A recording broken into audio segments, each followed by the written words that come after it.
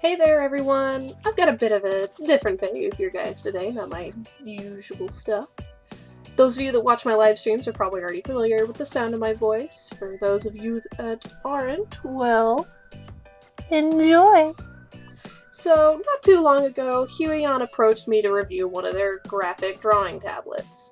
Now, I've been using the same Wacom bamboo font for almost a decade, and it's started to really show the wear and tear, so I was eager for the opportunity. Quick little background on me if you're not familiar with my channel already.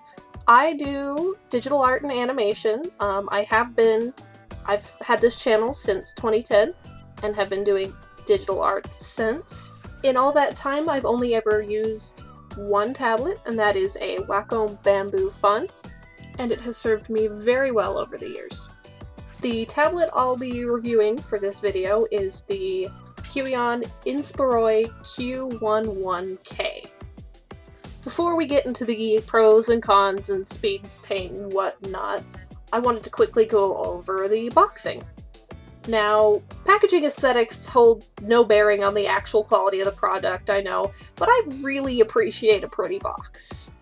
Everything was super secure, no amount of crazy shipping shenanigans were gonna rattle that baby around, which is good because the Amazon box that my tablet came in was a little worse for wear, but the tablet itself and its box and packaging, beautiful.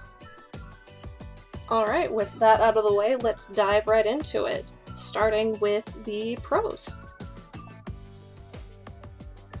The drawing surface of this tablet is silky smooth. I don't know how else to really describe it. Drawing on it is such a pleasant tactile experience. I never felt like my hand was sticking against the surface, nor did the pen nib feel like it was slowly grinding away and scratching at it.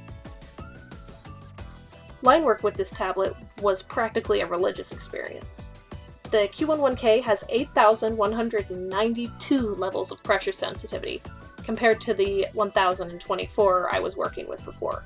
It's nearly 8 times more sensitive, which is crazy considering I paid roughly the same for my old one back then as the Q11K costs today. Yay technology! Now, if you didn't already know, this tablet is wireless, which concerned me a little bit at first. I was worried about, delay and feedback, but it is as responsive can get. I never felt like the brush was lagging behind or jumping around. The Q11K has an active area of around 11 by 7 inches, which to me is just about perfect. Not too big that I feel like my hand and arm is running a marathon, but big enough that I feel like I have a good amount of control. It's kind of silly, but my old tablet was a very light silver and it would just get grimy looking. With this, and its nice dark black color, all I have to worry about is cat hair.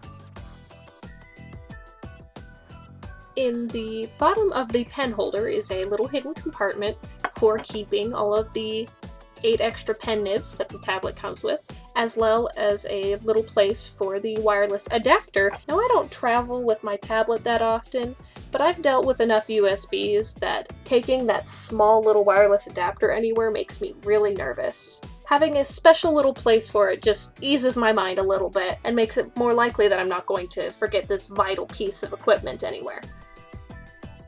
One of the features of the physical tablet is a shortcut lock that, when toggled, disables the other shortcut buttons on the tablet surface, which, if you're like me and have a nasty habit of accidentally pressing those buttons, is really convenient. And now on to the cons. Unfortunately, I did run into a few hiccups when installing drivers, but it was kind of almost entirely my fault. Remember, kids, when the instructions tell you to install the drivers before plugging in the device, maybe do it. My second issue might be related to the first one, but I have yet to determine that for sure. The tablet preferences, I cannot open them without manually telling the program to run as administrator. It's not too big of a problem, but it can be a little inconvenient to have to go through an extra step just to check or change something real quick. Another minor inconvenience is that the pen itself does also require charging. Now, with the Wacom I've worked with before, the pen was not battery powered. It just was. It just existed. I'm no stranger to charging my digital devices, so it's not really that big of a deal. A little bit of a pet peeve, though, is that when charging the pen, it will not sit in its little stand because the cord makes it too top heavy. It just falls right out. This next one also affects you if you're like me and are used to, Wacom tablets. The pen does not have an eraser side. It's not too big of an issue for me. I didn't use the eraser on my old tablet pen, but like I said, if it's something you're used to, it might be a little off-putting not to have that option available to you. Have no fear, however, because it does have an alternative option. On the pen, one of the buttons is automatically set to switch your brush to an eraser, which is great if you're not me and you know it's there, and don't spend 20 minutes trying to figure out why you can't draw anymore. Those pen buttons are just really easy to accidentally press, what can I say? Now, my last issue happened near around the end of my picture. I started to get this weird glitch. I don't know how else to describe it. Occasionally, when I was doing some quick, frequent strokes, the pen would spaz and duplicate layers and shift stuff around. I don't know if maybe I was hitting some shortcut keys or what, but I was really confused and off-put by it. So aside from some minor inconveniences that honestly you're going to run into when getting used to any new tablet, I am overall very pleased with my experience. It outperforms my old tablet in just about every area for an extremely reasonable price. I would definitely recommend this tablet to anyone who has even just a passing interest in digital art.